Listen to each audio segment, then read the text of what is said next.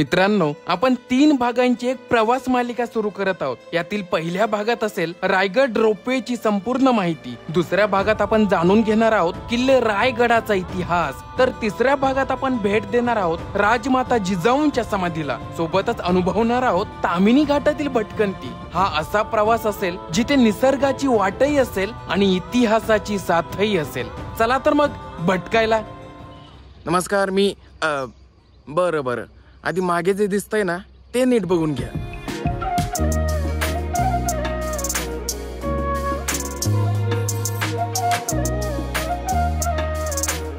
हे मागचं दृश्य बघितल्यावर ना आपल्या ट्रिपची सुरुवातच धमाकेदार झालीये असं म्हणण्यास हरकत नाही. तर नमस्कार, मी भटक्या रुची तुम्हा सर्वांचं स्वागत करतो. आपला आजचा प्रवास हा खूप खास आहे, कारण या पावसाळ्यातील ही आपली पहिली भटकंती आहे. पहिली पावसाळी भटकंती आणि आमचं पहिलंच ठिकाण आहे किल्ले रायगड. तर आज मी माझ्याच एका जुन्या ग्रुप सोबत आलोय. जुना ग्रुप म्हणजे तसं तर नाटकामुळे माझा त्यांच्याशी संबंध आलेला आहे. काय सांगू, असे एका चढ एक नमुने भरलेत ना, दिसेलच आता. पण मित्रांनो, इथपर्यंत पोहोचणं काय आमच्यासाठी सोपं नव्हतं. तर सुरुवात करूया कालपासून. पुण्यातील सदाशिव पेठेतील विराजचं घर. दुपारचे 3:15 वाजलेले. एव्हाना सर्वांनी येणं अपेक्षित होतं, पण आमचे मित्र काही लवकर यायला तयार नव्हते आणि घड्याळाचे काटे आमच्यासाठी थांबायला तयार नव्हते. विराजच्या घरच्या घड्याळाला सेकंद काटा नसला तरी तास काटा मात्र अतिवेगाने पळत होता. या मोकळ्या खुर्च्या सांगत होत्या की ताम्हिणी घाटात जाईपर्यंतच अंधार होणार आहे. इतरांची वाट बघत जे जमले होते त्यांनी कंटाळून का असेना चहाचा आस्वाद घेतला आणि जेव्हा ते राहिलेले आले,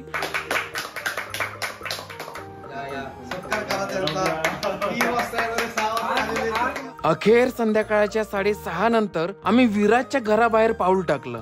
यो आपला काळा हत्ती, आता हेनेच जायचंय.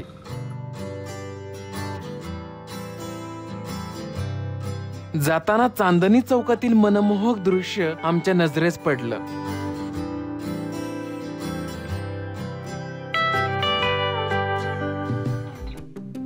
आणि मग आला ताम्हिणी घाट. तोपर्यंत अंधार झाला होता. गाडी चालवणाऱ्या रोशनची खूप इच्छा होती की जाताना उजेडात ताम्हिणी घाट पाहावा. तो वेळेवरही आला होता, पण आज त्याची वेळच खराब होती. असो मित्रांनो, तुम्ही जर पुण्याहून रायगडला येणार असाल तर 130 किलोमीटरचं अंतर आहे. रस्त्यातच ताम्हिणी घाटही पाहायला मिळेल, अर्थातच उजेड असेल तर. आणि मुंबईहून येणार असाल तर साधारण 165 किलोमीटरचं अंतर आहे.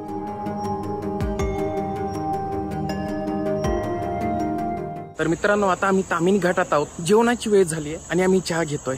गरमागरम भजे, मजे ही मजे. अरे असं खाताना नका ना बघू माझ्याकडं, लाजतो ना मी. रोशनच्या गाड्यांमध्ये मला उलट्यावर उलट्या होतात. हा रोशन, हा ड्रायव्हर कृपया करून चेंज करा. भंगार ड्रायव्हर आहे. दुसरा पर्याय आहे आमचे आदरणीय विराज करडे, 1 नंबर गाडी चालवतात.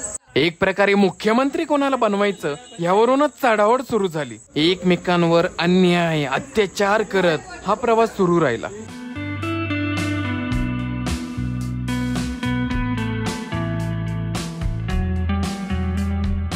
तर आता रात्रीचे 10:30 वाजलेत आणि अखेर जेवायची वेळ झाली. आम्ही जेवणासाठीच थांबलोत आता. बहुतेक आम्ही निजामपूरच्या आसपास आहोत आणि इथेच एक हॉटेल आहे सरपंच नावाचं. काम करा, पनीरची कोणती चांगली. ऑर्डर देताना विराज भाऊ खूपच चिंतेत दिसले. आणि चिंता का नसावी, त्यांच्या डोळ्यांतच तो प्रश्न दिसत होता की या भुकेल्या जनावरांचे पोट भरायचे कसे.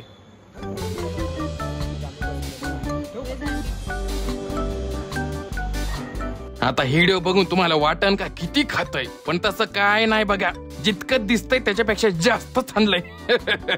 खूपच खाल्ला मी, इतकं पण नाही खाल्लं पाहिजे.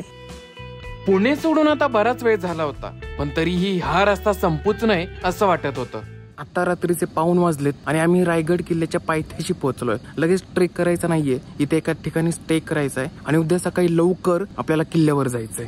रात्री 1 वाजता आम्ही इथे पोहोचलो. 2ला झोपलो, 6ला उठलो, सगळं आवरलं आणि थोड्या वेळाने आपल्याला वर जायचंय. सकाळी उठल्यानंतर माझं सगळ्यात आधी आवरलंय. कारण का, तर आपल्याला शूटिंग करायची आहे, निसर्ग बघायचा आहे.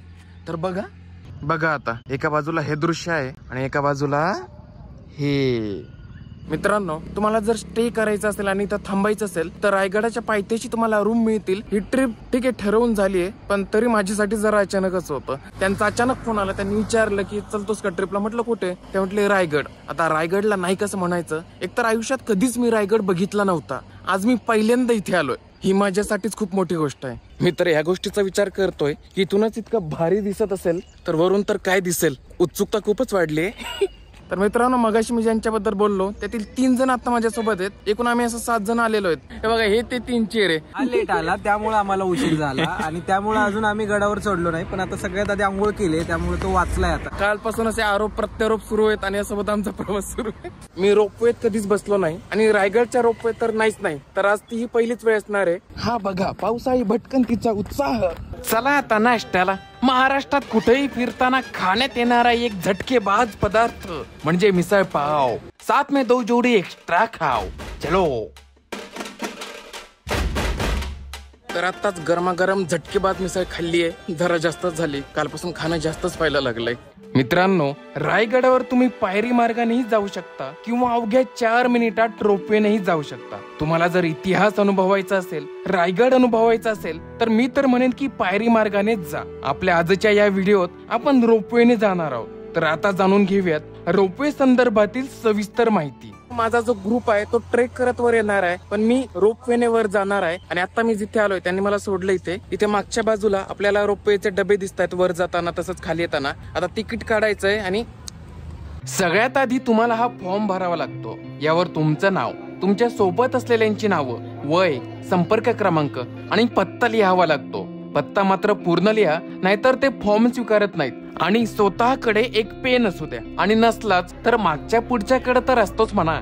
तर आधी हा फॉर्म तपासला जातो. त्यानंतर आपण तिकीट खिडकी पाशी येतो. तिथे पेमेंट करून तिकीट घ्यावं लागतं. त्याच तिकिटावर तुम्हाला टोकन क्रमांक मिळतो. स्पीकरवर सतत नंबर पुकारला जातो. तुमचा नंबर आला की तुम्ही तिकीट स्कॅन करून आत जायचं. तिकिटाचे दर हे मी फोटो दाखवत आहे. रोपवेने जाऊन परत यायचं असेल तर 310 रुपये आणि फक्त जायचं किंवा फक्त यायचं असेल तर 200 रुपये तिकीट आहे. तर आपलं तिकीट आपल्याला मिळालंय. खरंच खूप कष्ट घ्यावे लागले ह्याच्यासाठी. आज रविवार असल्याने रोपवेला खूप गर्दी होती. तर मित्रांनो, आज इतका मोठा पोपट झालाय. एकतर निघायलाच उशीर झाला होता. त्यानंतर मी तर रोपवेचं तिकीट काढायला आलो तर नुसती गर्दी, इतकी गर्दी आहे ना. आणि जेव्हा तिकीट काढलं त्यानंतर कळालं की आमचा नंबर यायला म्हणजे माझा नंबर यायला 400 जण बाकी आहेत. 400 त्यातील आता बऱ्यापैकी होत आलेत. मग तेवढ्या वेळात आम्ही जेवून घेतलं. आता मी आणि आम्ही हे 2 शब्द मी वापरतोय. मग एक कारण आहे की आणखी काही लोक मला भेटले होते, त्यांच्याशी पण चांगली ओळख झाली. मग आम्ही सोबतच जेवलो. तर थोड्या वेळातच आता आमचा नंबर येतोय. म्हणजे एक गोष्ट तर मला समजली, प्रवास करत असताना वेळेचा खरंच वापर करून घ्या. वेळ कुठेही वाया घालू नका, नाहीतर मग असं होतं. म्हणजे माझा ग्रुप जो पुढे गेलाय ट्रेक करत तो माझ्या आधी पोहोचतो की काय असं मला वाटतंय. आता जे वेटिंग करत थांबलेत त्यांच्यासाठी ते गेली ते थांबण्याची व्यवस्था केली गेली आहे. रायगड किल्ल्यावर जर आपण ट्रेक करत गेलो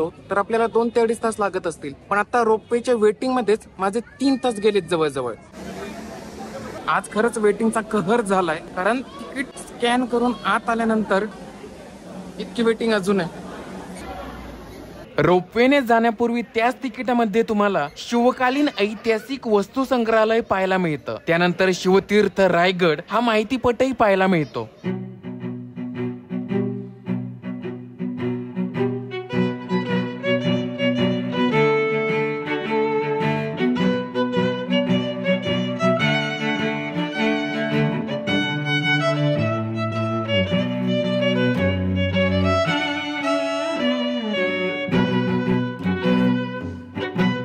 या वस्तू संग्रहालयात 2 छोटेसे गोड प्राणीही पाहायला मिळाले.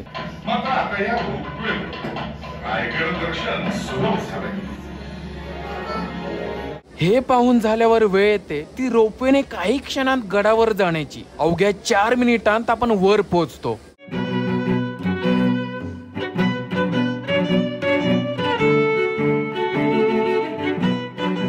तब्बल 3 ते 4 तासांच्या वेटिंग नंतर आम्ही रोपवेच्या डब्यात जाऊन बसलो आणि सुरू झाला एक असा प्रवास ज्याचा यापूर्वी कधीही मी अनुभव घेतला नव्हता. जणू एखाद्या पक्षाप्रमाणे उडत आम्ही वर चाललो होतो. बघूयात त्या क्षणांचे काही मनमोहक दृश्य.